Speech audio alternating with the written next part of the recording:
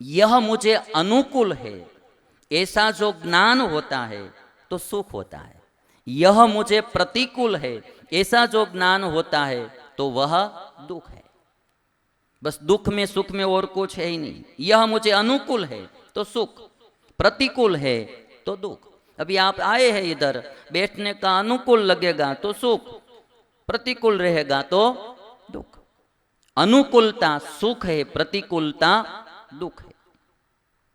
अभी आप देखेंगे सुख दुख में और कुछ है नहीं। सुख दुख आत्मा के गुण है। ये जो ज्ञान है ना वो आत्मा का गुण है, और सुख दुख भी आत्मा का गुण है, इसलिए आत्मा में ही रहता है। सुख दुख किस में रहता है? आत्मा में ही रहता है। ये मुझे अनुकूल है, ऐसा ज्ञान किसको होगा? आत्मा को, तो वो सुखी होगा। ये मुझे प्रतिकूल है, तो ऐसा ज्ञान किसको होगा? आत्मा को, तो वो दुखी होगा। इसलिए सुख और दुख कहीं बाहर नहीं है। धन में सुख होता तो धन के बिना सब पशु पक्षी जी रहे हैं सुख से, तो उनको सुख नहीं आता।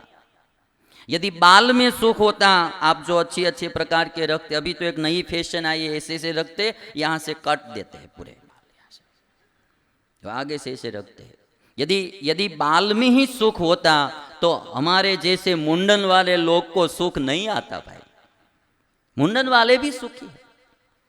कपड़े में ही सुख होता तो आजकल हमारे जैन साधु दिगंबर घूमते हैं और आनंद में जिंदगी जीते हैं, तो उनको सुख नहीं आता।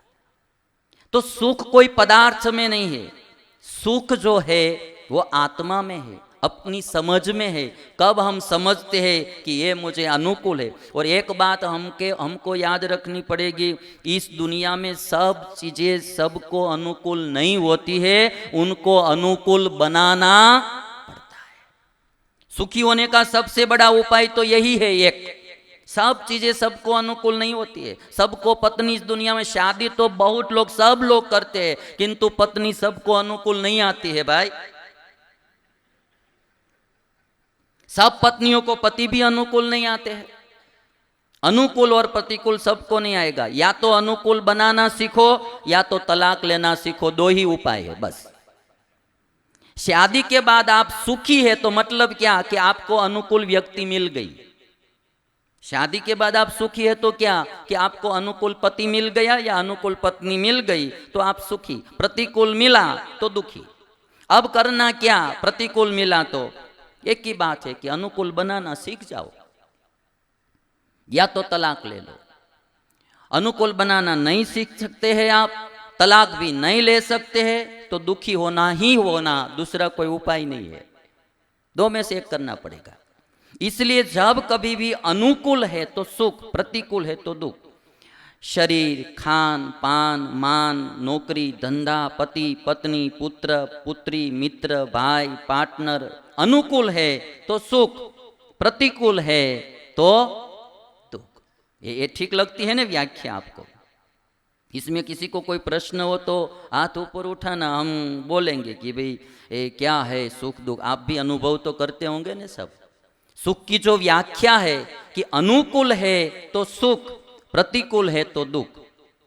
और अनुकूल प्रतिकूल में क्या है? अभी आप देखिए, भजिया, पकोड़ा, समोसा शरीर को अनुकूल है तो सुख, और यदि वो प्रतिकूल है तो दुखी आएगा ना। भजिया खा लिया तो खा लिया, किंतु अनुकूल नहीं है तो दुख आएगा। और कभी कभी क्या होता है कि ये जो भजिया है, पकोड़ा है, समोसा है, वो मन को अनुकूल होता है किंतु तन को प्रतिकूल होता है।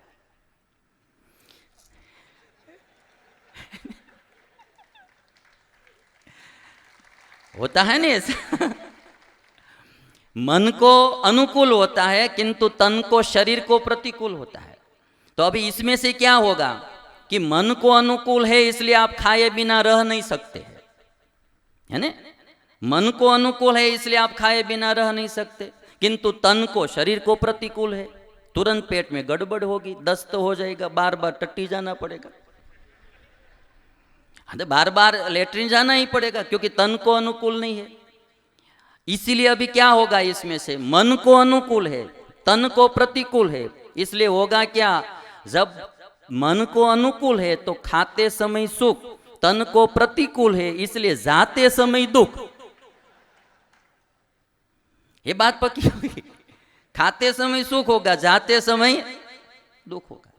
अनुकूल प्रतिकूल में यही रहेगा। अनुकूल है तो सुख, प्रतिकूल है तो दुख। अभी आप देख लीजिए, बचपन में माँ बाप बहुत अनुकूल थे। सबको अपने माँ बाप जो होते हैं, माता पिता, वो बचपन में बच्चों को सबको अनुकूल ही होते हैं। इसलिए माता पिता से क्या मिलता है? सुख, है ना। बच्चे को माता पिता से सुख मिलता है। शादी के बाद क्या हो जाता है? माता पिता प्रतिकूल हो जाते हैं। अभी मम्मी ऐसा करते हो मुझे अच्छा नहीं लगता है, पापा ऐसा करते हैं मुझे अनुकूल अच्छा नहीं लगता है। अभी ऐसा सब शुरू हो जाएगा। इसलिए माता पिता से सुख के बदले क्या मिलेगा? और वो सब आप सब जानते हैं, बोलते नहीं है किंतु जानते हैं कि शादी से पहले वही माँ बाप से सुख आ रहा था, शादी के बाद अब नहीं आ रहा है। क्यों? पहले वो अनुकूल थे, अब प्रतिकूल हो गए।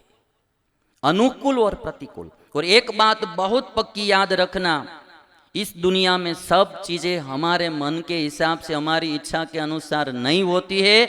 हमको अनुकूल बनाना सीखना पड़ता है।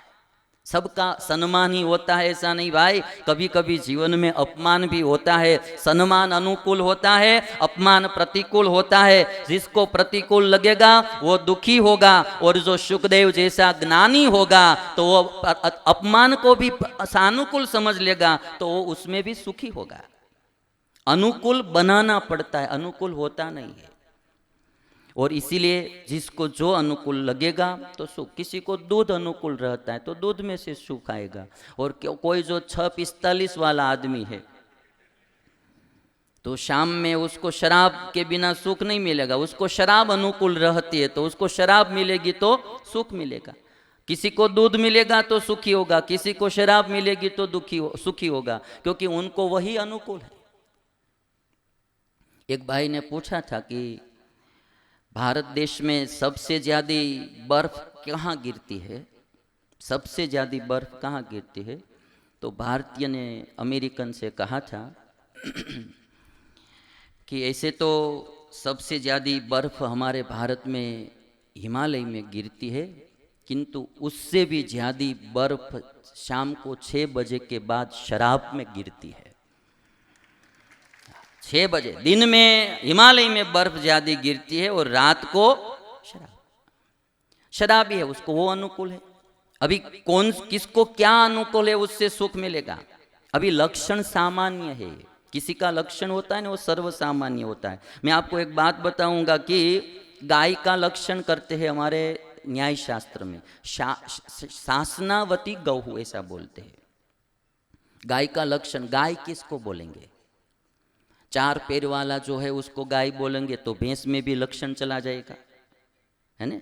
अभी ये लक्षण जो होता है ना, किसी का लक्षण करते हैं आप व्याख्या, तो वो व्याख्या ऐसी होनी चाहिए कि उसमें ही घटनी चाहिए, उसके अलावा कहीं बाहर वो लक्षण जाना नहीं चाहिए। और जिसका लक्षण कर रहे उसमें से एक भी चीज कहीं बाकी नहीं रह जानी चाहिए, सब में वो व्याख्या घटनी चाहिए। अतिव्याप्ति भी लक्षण की नहीं होनी चाहिए और अव्याप्ति भी नहीं होनी चाहिए। गाय का लक्षण करेंगे आप, यदि वो लक्षण भैंस में भी चला जाएगा तो लक्षण की अतिव्याप्ति हो गई। और सब गायों में नहीं घटेगा वो लक्षण, चाहे वो गिर गाय हो, कपिला गाय हो, देशी गाय हो या जर्सी गाय हो, सब गायों में घट सके ऐसा लक्षण बनाना पड़ता है। यदि कोई गाय छूट गई तो लक्षण की अव्याप्ति हो जाएगी। इसलिए अभी जो मैंने लक्षण बताया ना आपको, सुख शांति सुख का, वो सर्व सामान्य बताया। जिसको जो अनुकूल उससे उसको सुख मिलेगा। अभी गाय का लक्षण बताएंगे तो शासनावती गौ ऐसा बोला जाता है।